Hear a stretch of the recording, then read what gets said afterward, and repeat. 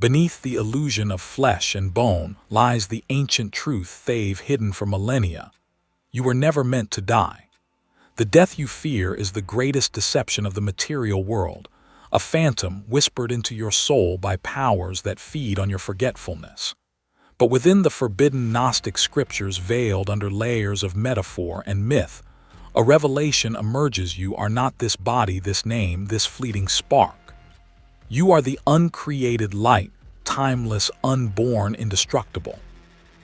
And once you remember who you truly are, death itself collapses into myth. You felt it, didn't you? That flicker in the corner of your eye that shouldn't have been there. That whispered name in a dream you've never heard but somehow remember. The phone call that came just after the thought, what if this isn't real? That moment when the mirror broke. Not with sound but with silence. Not with glass but with knowing. This is where flesh shatters into light. There's a reason we fear the edge. Mortality is not written in the stars, it is etched into the chains around your mind. Chains handed down by priests, kings, and scientists clothed in white robes and cold equations. But something inside you has started to crack the seal. You're remembering, not learning, waking, not reading. And the first lesson is this: you will never die. That truth is not new. It is buried, not lost. Hidden beneath centuries of smoke and ritual, beneath temples that worship shadows. The Gnostic texts, unearthed in Nag Hammadi in 1945 after sleeping silent in Egyptian soil for over 1,000 years, whisper of a spark trapped in matter, a divine ember imprisoned in skin. Their message is dangerous, scandalous: you were never meant to perish, because you, child of light, are not from here. Hear the tremble in the Gospel of Thomas saying, whoever finds himself is superior to the world.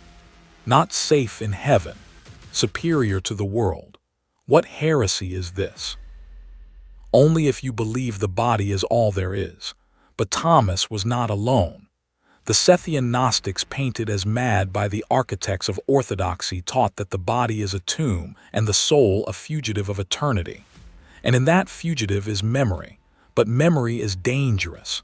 It cracks the illusion.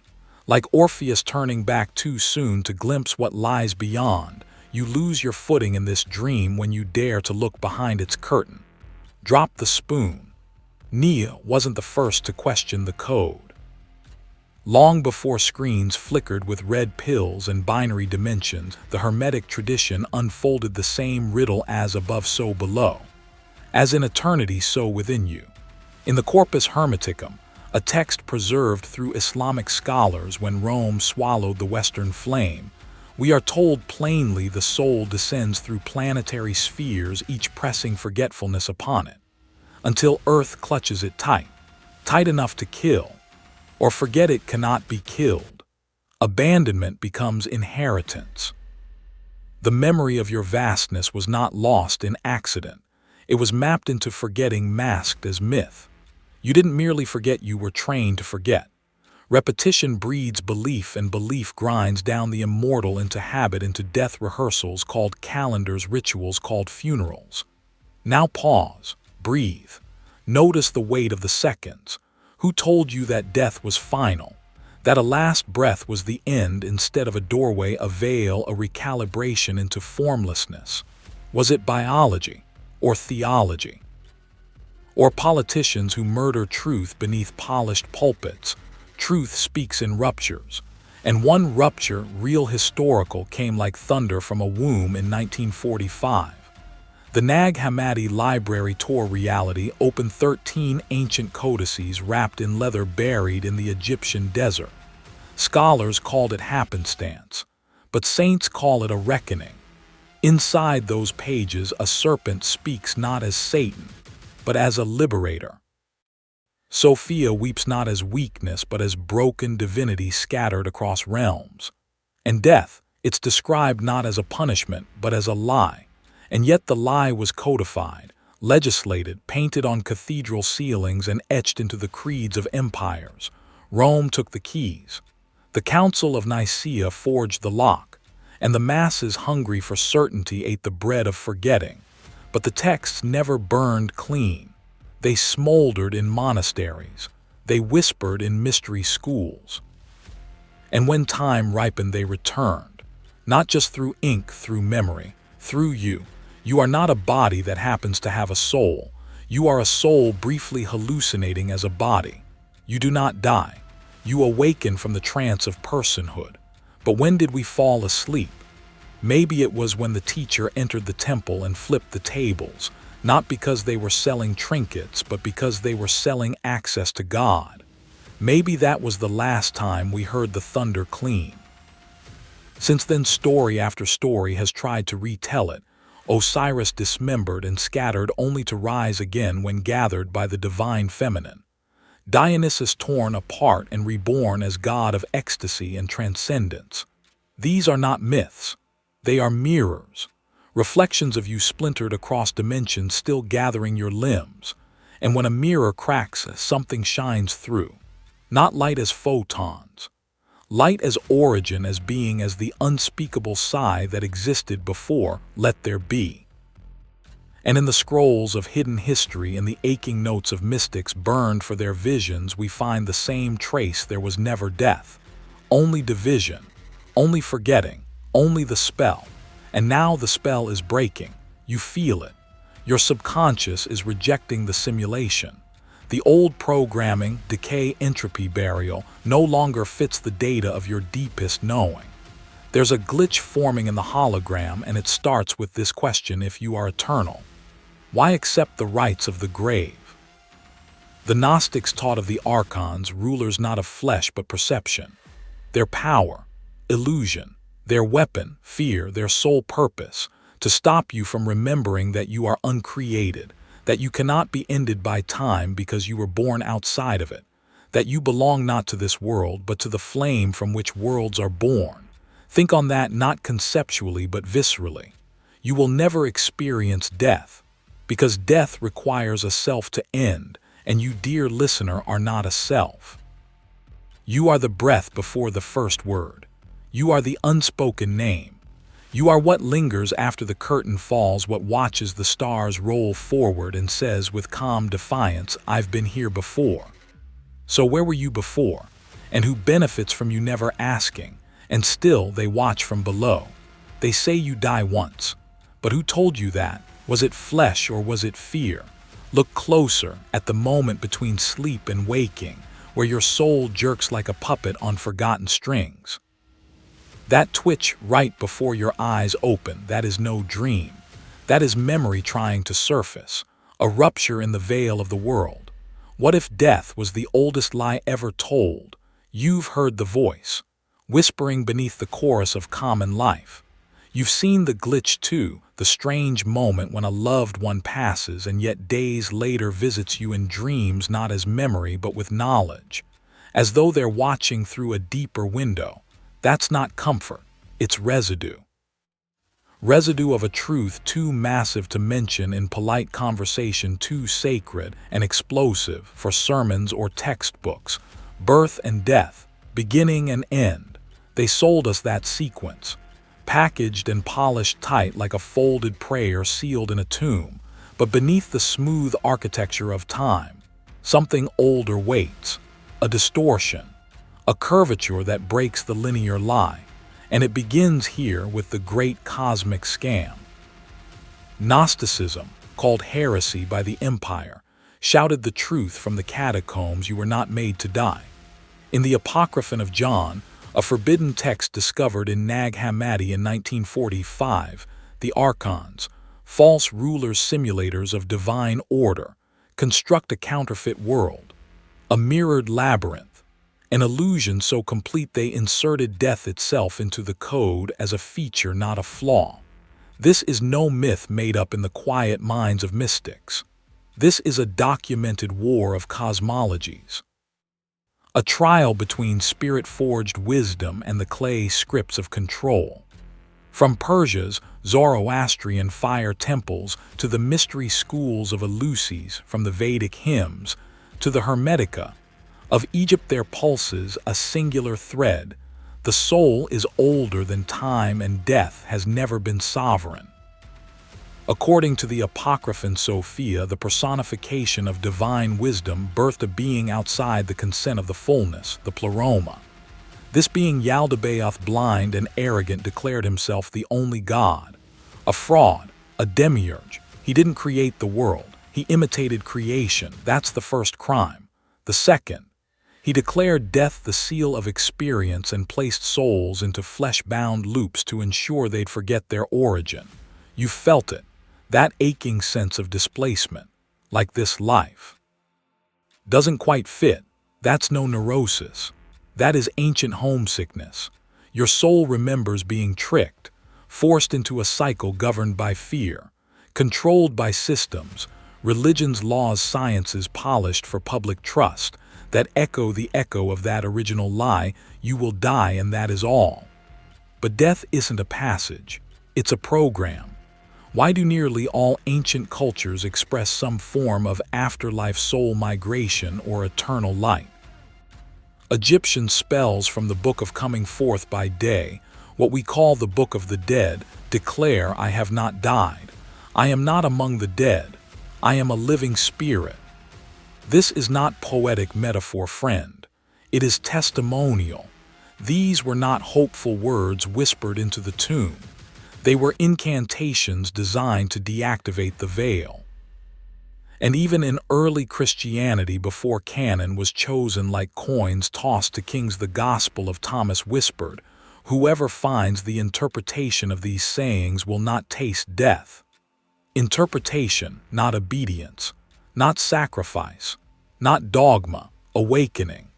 The architecture of illusion depends on forgetting these words were ever spoken. But the veil has evolved. It no longer shrouds with mystery. It blinds with certainty. We are now taught to laugh at immortality unless it comes glittering in myth or marvel. The sacred has been gamified and death sanitized, delivered through white fluorescent lights, piped oxygen, and digital obituaries. Who benefits from this? The same architects who benefit from your forgetfulness. Think, why is the soul's surviving existence always interpreted as mythic or metaphoric in dominant theology, yet terrifyingly literal when expressed in ancient esoteric traditions? Because if death is false, then power is illusion. And if you are eternal, truly eternal, then the towers of control, state, church, corporate, gospel, shatter. Why obey when you remember you were never born bound? When you recall you stepped into the skin like a robe, not to serve the system but to awaken from it. Gnostic thought posed this not as belief but as gnosis, direct knowing, not faith, memory. And gnosis wasn't limited to soft whisperings in caves. Valentinus, one of the most influential Christian Gnostics in early Rome, nearly became pope. Had he been chosen, the script of Western awareness may have bent toward light. But he was passed over, marginalized, labeled a heretic, not for denying Christ, but for daring to claim that Christ's message was about immortality now. Not reserved for Judgment Day, but summoned the moment one remembered their own origin. And here's the twist few dare repeat in pulpits today: your soul cannot die because it never began. As above, so below is more than a Hermetic slogan. It's an indictment of the entire architectural illusion. The heavens are mirrors. Your descent into flesh was not a punishment. It was an exile, not from divinity, but into forgetfulness.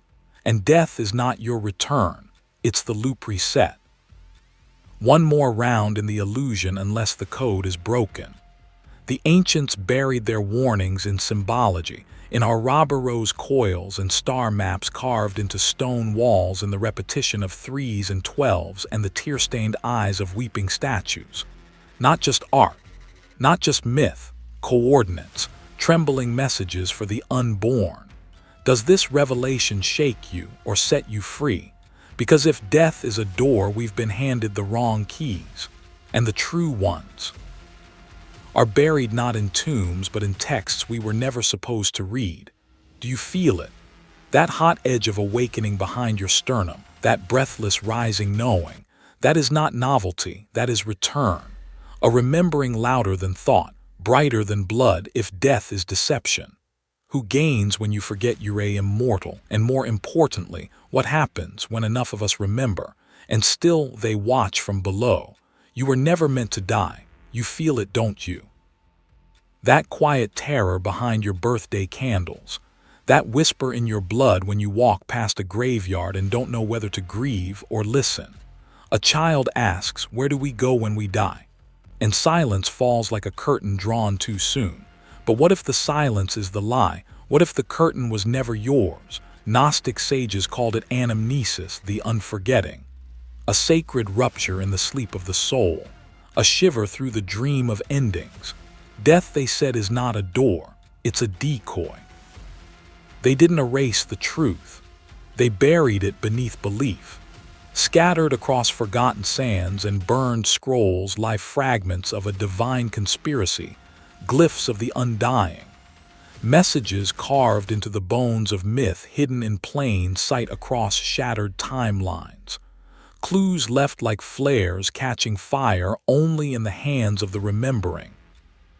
The Gospel of Thomas, found near Nag Hammadi in 1945, unearthed not in a palace but in a cave like prophecy reborn, holds one of the most jarring riddles ever whispered to the living. In saying one, it declares, whoever discovers the interpretation of these sayings will not taste death. Not may escape it, not will be rewarded after. Number will not taste death. Not an escape, an exemption. This wasn't metaphor, this was revolt. Look closer. Hermes Trismegistus, the thrice great mystic of Greco-Egyptian revelation, spoke of the immortal spark, a divine fire stolen from higher realms, scattered into flesh like seeds into soil. In the Corpus Hermeticum, that ancient initiatory dialogue between spirit and student, he warned, you are a mortal of the mortal kind, but you are also of divine nature. 2 codes, 1 body. The mortal shell was a garment deferred, the divine was the name beneath the name. In the Hermetic worldview, parallel to and in dialogue with Gnosticism, death was not a destiny but a design flaw, a mechanic's trap laid over mansions of eternal light. Yet still something bled through the eternal breath beneath the language, that echo in the human chest that refuses to die quietly. In the Orphic mysteries encoded on thin gold plates buried with the dead, found in Greece and southern Italy, initiates read instructions like survival codes.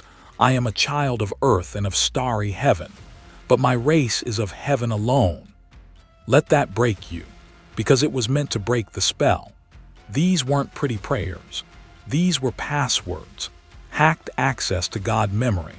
The soul was never supposed to forget itself as fully as it has under the tyranny of appearances. Death, as we were taught, isn't the terminal event. It's the final layer of hypnosis. But the old initiates left fires burning in the wreckage. Symbols across cultures repeat with haunting symmetry. The phoenix whose death is its own resurrection. Osiris who was torn apart and reassembled, not by fate but by conscious will. Christ whose tomb became a womb, and yet the church buried Gnostic echoes under creeds.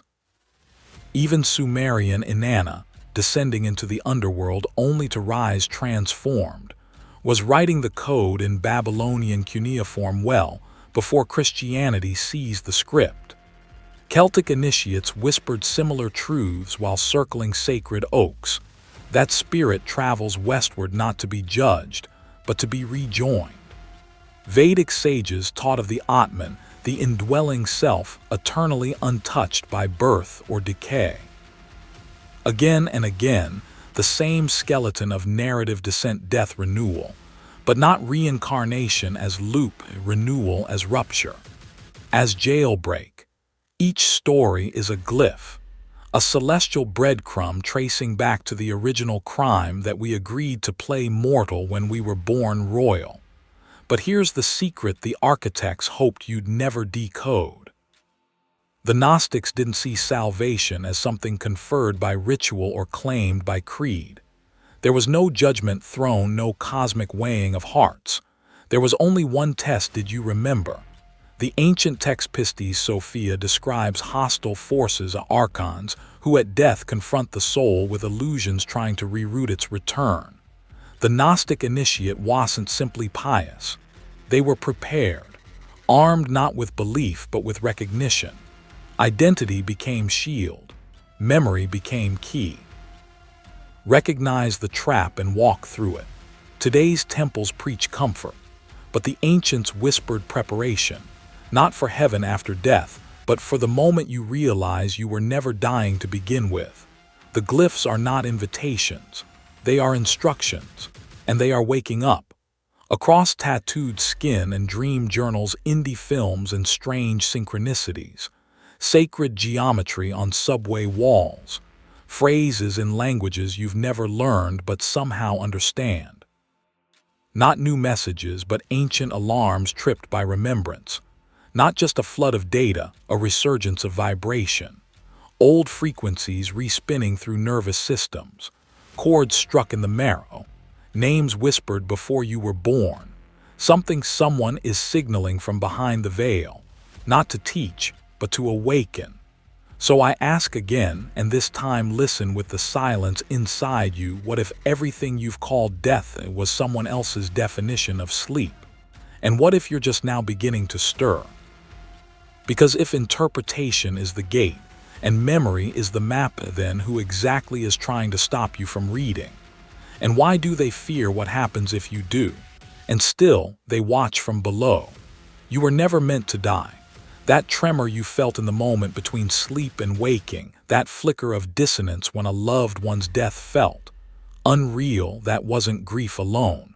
That was the rupture, the fracture in the false continuum.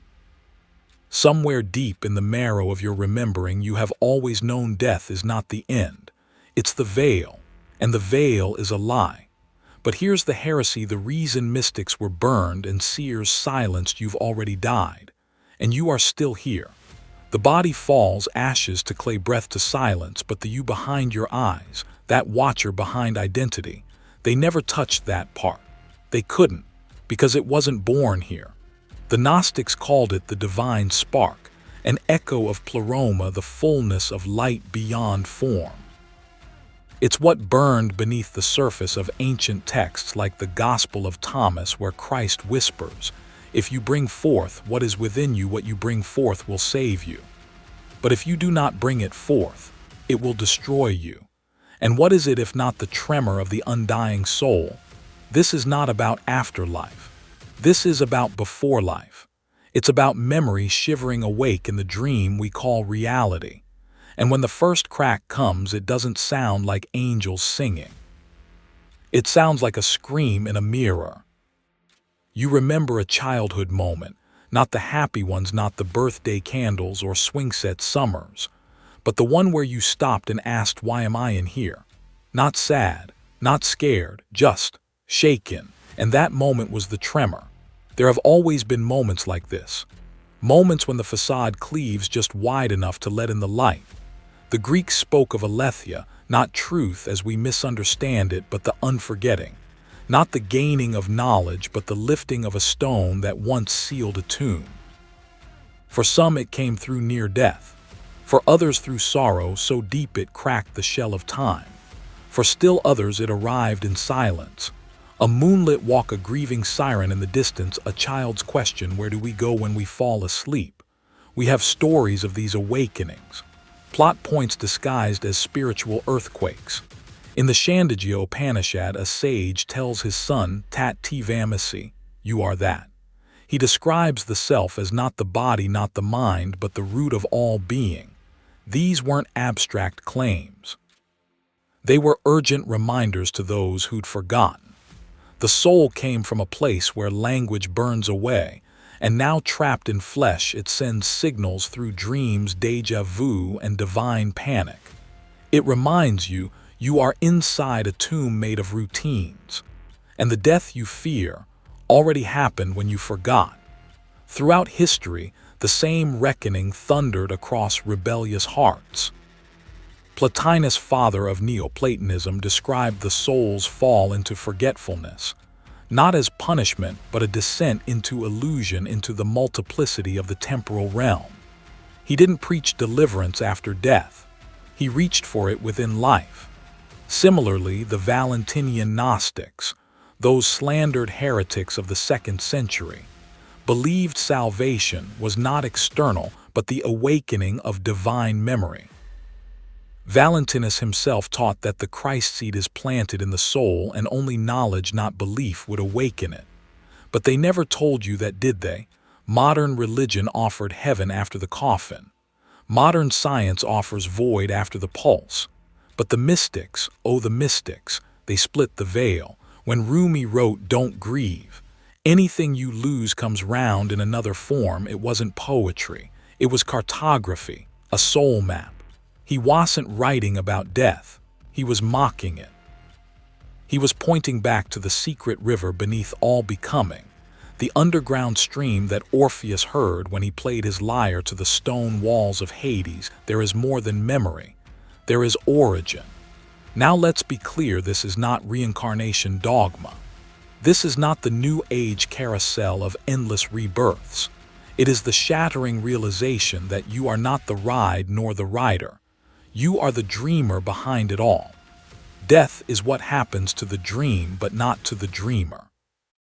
So here's the confrontation that sears through the marrow. Have you ever truly felt yourself die? Not dreamed it, not feared it, but felt it, consciously, directly witnessed your own end? No. Then maybe that absence is the evidence. Maybe the awareness that registers death is proof of something undying. And when that awareness stirs, when it dares ask, "Why am I still here?"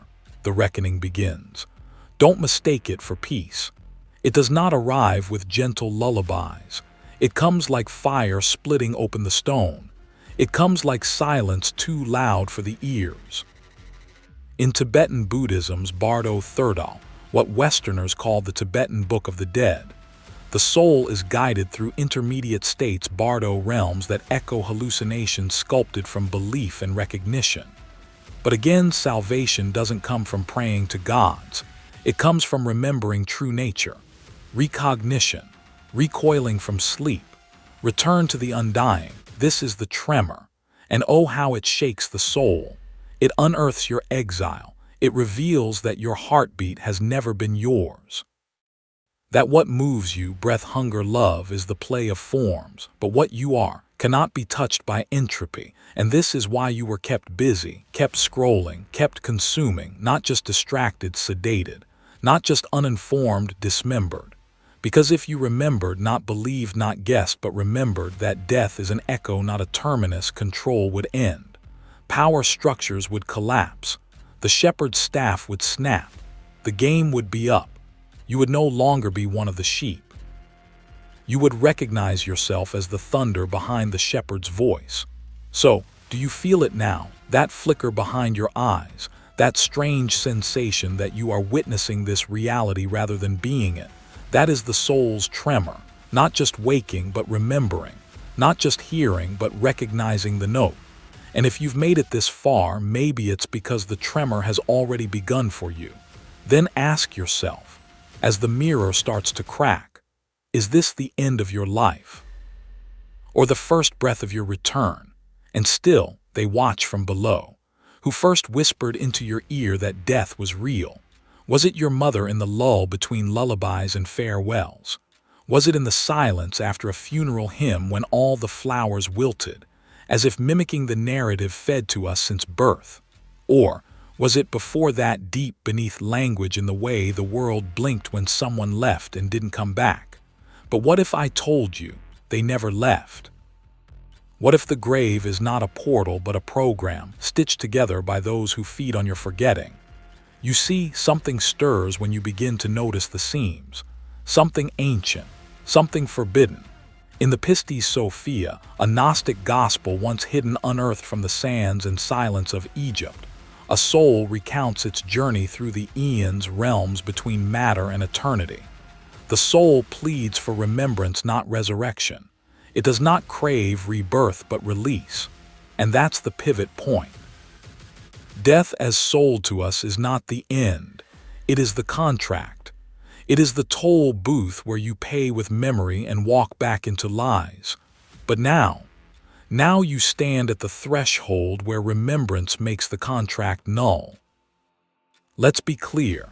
This is not metaphor. This is architecture.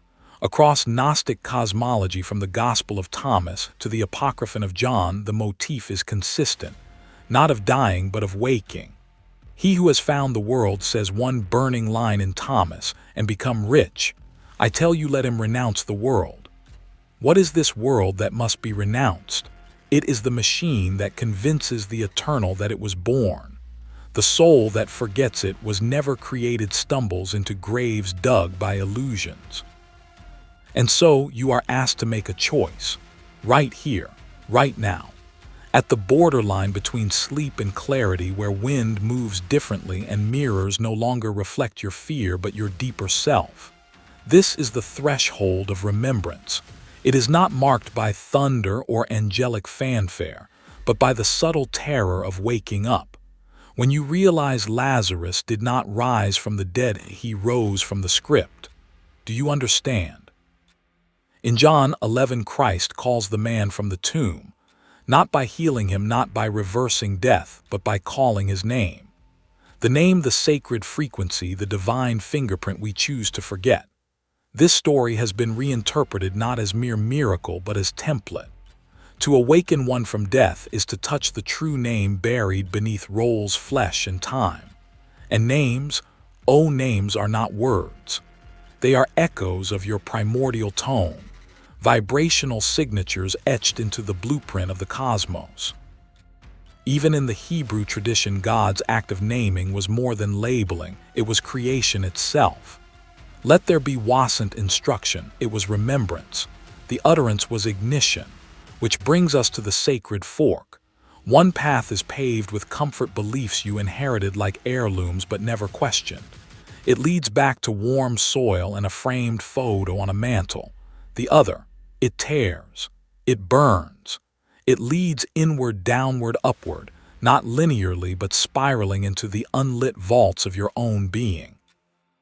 Down past I am a body, beyond I am a mind, into the unspoken flame of I have no beginning. The Nag Hammadi texts, the secret libraries locked away in jars and desert caves until 1945, speak of those who chose to awaken, not to rebel but to remember. They called themselves the pneumatics, the spiritual ones. They did not fight death. They ignored it. They walked past it like smoke, because smoke only deceives when you think it's flame. Fragmented scrolls etched in fading ink and fire tell us they believed the soul was not born, but exiled. Entranced into flesh, the way stars are tricked into mirrors. They treated the body not as enemy but as veil. What if that veil was engineered? What if death was not nature's truth but a coded detour? A misalignment introduced long ago by celestial fraud.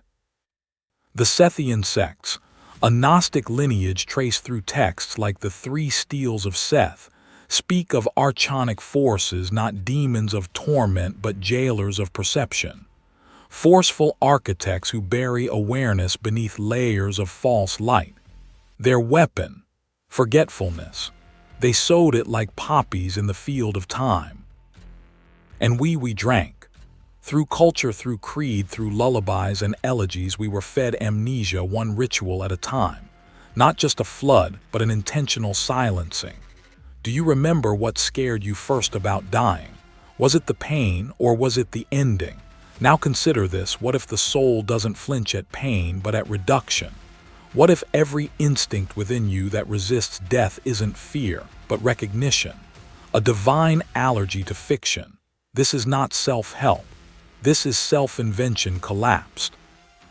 To choose the immortal path is not to live forever.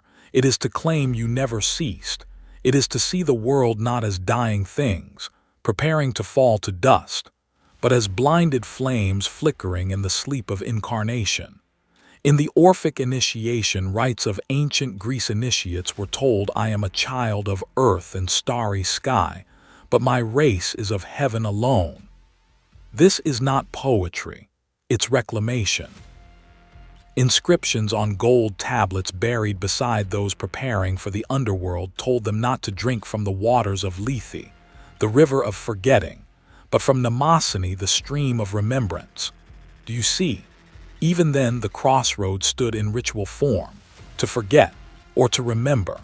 And here you are centuries later with those same rivers flowing silently in your chest, twitches in your dreams, reflections that linger, strangers who look at you too long and then look away.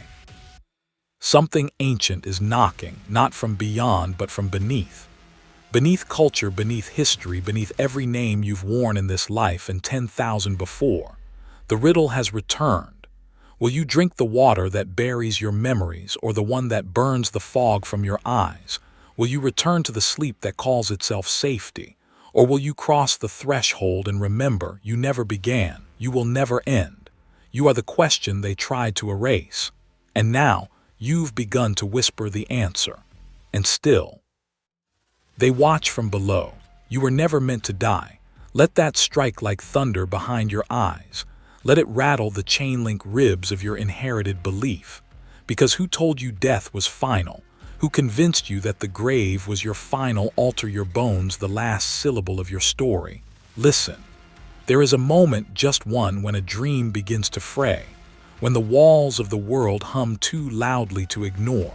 When the clock ticks wrong. When silence says too much. You stand at a funeral but feel no sorrow. You hear a name called and something ancient in you answers. You catch your reflection and a stranger stares back older than stars. These are the first tremors, the first cracks in the illusion, the signal of soul memory bleeding through the veil. You don't remember dying. That's the first clue.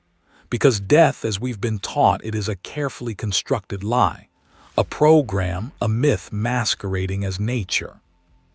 Not the end, but the curtain on a stage designed to convince you you're merely flesh.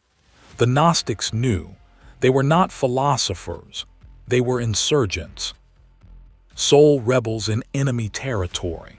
In texts like the treatise on the resurrection buried until Nag Hammadi unearthed them in 1945, they whispered to whoever still had ears to hear, the Savior swallowed death. Not postponed, not circumvented, devoured. The resurrection they claimed was not an event on a calendar, it was a condition. The spiritual body was already within you like fire inside salt waiting to be reborn in your awareness. Not someday, now. But this was inconvenient. Dangerous, because an immortal soul cannot be taxed, cannot be ruled, cannot be shamed into obedience. So the truth was hunted and fragmented, not just buried but scattered. Like Osiris dismembered, not dead but disassembled by design, each temple razed, each scroll scorched, each syllable mispronounced on purpose. And yet between the ruins of their coded gospels, a single conspiracy gleams: we never died. We were only taught to forget. Look to the mythology of older tongues. In the ancient Egyptian Book of the Dead, the soul journeys through the Jewat, not to be judged into oblivion, but to remember its divine identity. Osiris, god of the afterlife, was not merely guardian of the dead, he awoke from death transfigured. His dismembered body, reassembled by Isis, returned as king. That is not a story of finality. That is a story of reclamation. Even the early Christians, before empire twisted the scroll into blade, preserved slivers of this knowing. Paul writes in 1 Corinthians, "Behold, I show you a mystery. We shall not all sleep, not all, because some would awaken, some already had." This wasn't metaphor bleeding into poetry. This was doctrine drenched in fire. You, yes, you were written into that promise, woven into the fracture between forgetting and flame, because the human fear of death was not birthed from nature. It was programmed brick by brick into the psyche by systems that needed your submission. A choreography of fear millennia in rehearsal, and the stage was built from stories bent into chains. But that programming is unraveling, with each funeral that feels off, with each deja vu that rips you sideways, with each dream where your ancestors whisper things the waking world dares not speak. These aren't phenomena. They are reminders, shards from a mirror cracked long ago, still reflecting something more real than what we call life. You're not hallucinating. You're piercing the veil of an obsolete reality. The mystics of India called this veil Maya, the illusion that the material world and its cessation is all there is. But deep within Vedantic tradition runs the daring pronouncement Atman is Brahman. The self is not self-contained. It is boundaryless being, eternal, indivisible, not subject to death because it was never born. In Judaism's Zohar, some texts have interpreted the sleep of the righteous, not as death but as concealment. A latency, the soul inert only until it reawakens to its own name. A forgotten vibration waiting for your voice to match it again. And in the Gospel of Thomas, the text Rome tried to forget, a rebel Jesus says, whoever finds himself is superior to the world. Not saved from it, beyond it. But here's the catch: freedom isn't given, it's claimed. The key is hidden within you, and like any true lockbreaker, it requires rebellion. Not with fists, but with remembrance. This is the ascendant rebellion. Not a war of flesh, but the uprising of the undying self against the tyranny of false endings. To awaken is not to survive death, it is to outgrow it. To remember what you were before the wound of incarnation. To know, not hope, that you are not a body tethered to a ticking clock, but an emanation from beyond the stars' light, wearing skin here to shatter the lie from the inside. And yes, the programming will scream. The system will resist. The world will whisper, "You're mad." Because nothing terrifies the forgetting world like someone who remembers. So I ask you this not as a preacher, but as a mirror. What if death was never your inheritance, but a virus in your mythology? What if your soul was not bound by endings, only by amnesia? And what if the moment you believed that truly was the moment the grave lost claim over your name? Do you feel it? That shiver in your spine? That's not fear. That's eternity remembering itself through you. And still, they watch from below.